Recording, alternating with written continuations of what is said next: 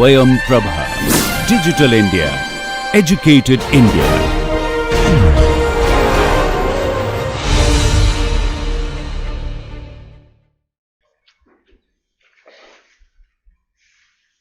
Let's go back to the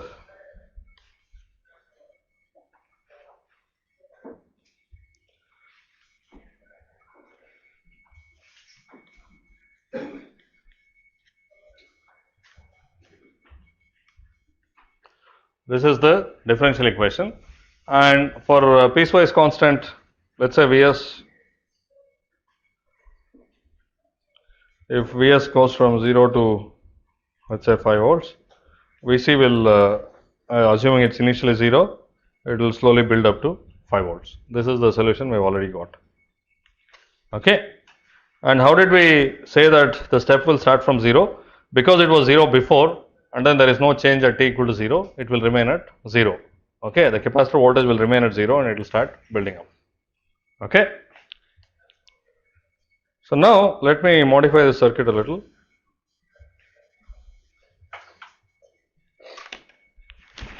I have another capacitor.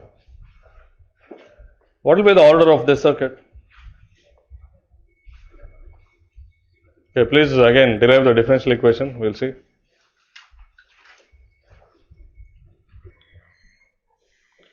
This current through R, current through C1, the total equals the current through the capacitor C. The current through the capacitor C, what is that? C dVc dt, and that equals current through R, which is Vs minus Vc divided by R, plus the current through this capacitor C1, which is C1.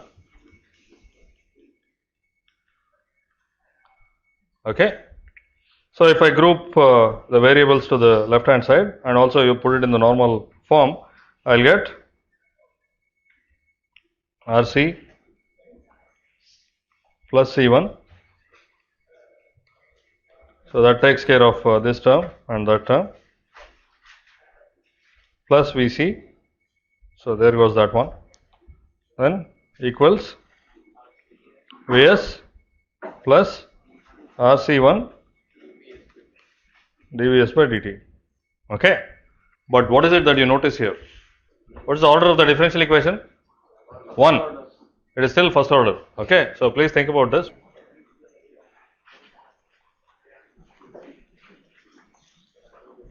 Now this is a circuit with two capacitors, but when we derived the differential equation, we saw that it was of first order. Okay, what was the differential equation in terms of this capacitor voltage Vc?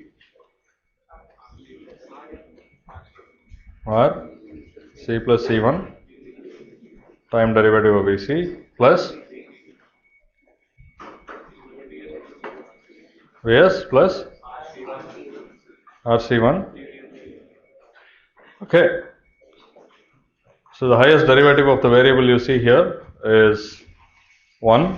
So this is a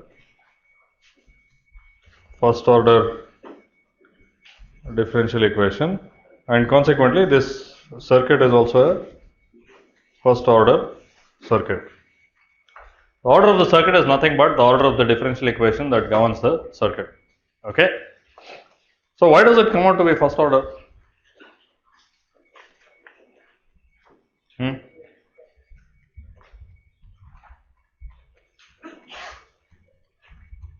Should I expect a first order relationship here, or okay, let me take some other circuit which you can try out writing the differential equation for.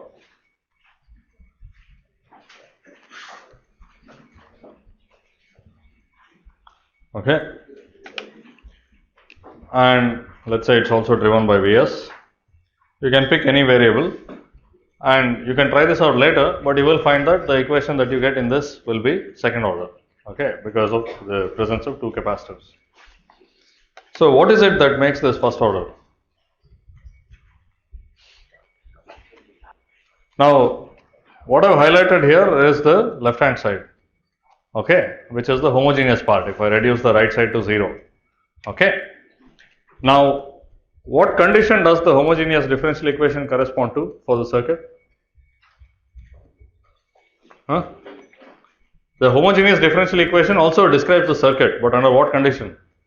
Vs equal to 0. Okay. So the source free circuit, when you set the source to 0, the differential equation that governs the circuit is the homogeneous equation. Okay. So that's why the right hand side is 0, the input is 0. Okay. So what does it mean? And in that condition, what happens to the circuit when Vs is 0?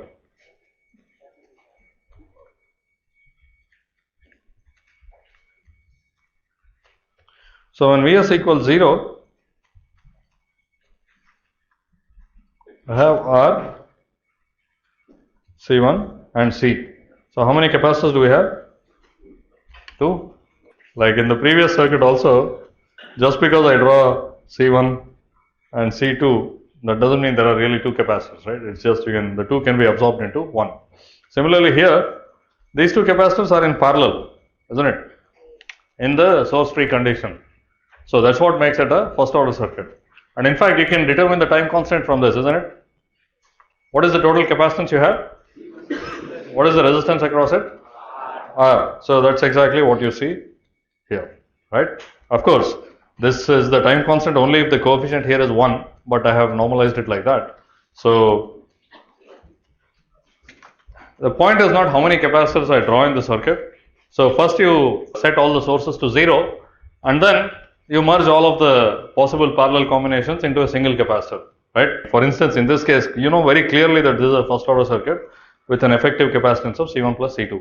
So the same thing happens here also. It's slightly more complicated because with Vs present, it's not obvious that they are in parallel, but if with Vs set to 0, it is very clear that they are in parallel.